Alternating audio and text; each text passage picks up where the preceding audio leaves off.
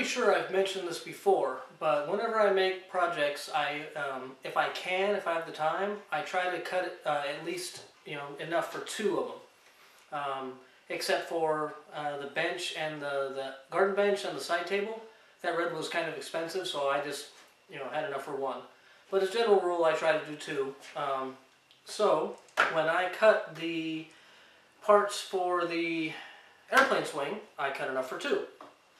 Now on this one, I did take I took it to the router table and rounded everything on the router table instead of by hand, because doing everything by hand really sucked.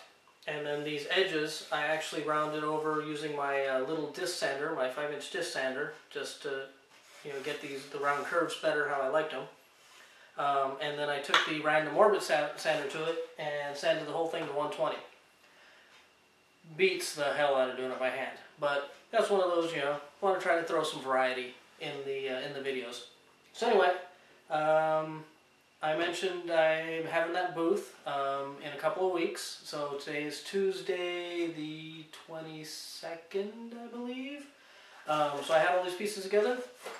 Just put this together in probably an hour and 15 minutes. Not rushing, but not taking my time. So just got it together. Everything's glued. Everything's screwed. And all I have left is to drill the holes for the rope. But I don't remember how thick the rope is, so I got to double check that before I drill the holes.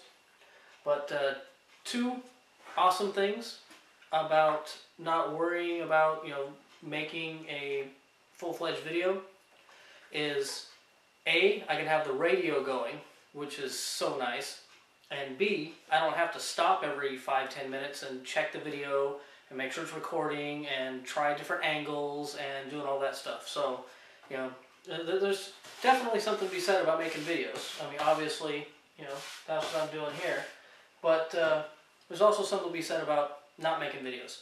Anyway, this is the airplane, and the other one, I would say the vertical surfaces were red and the horizontal surfaces were white.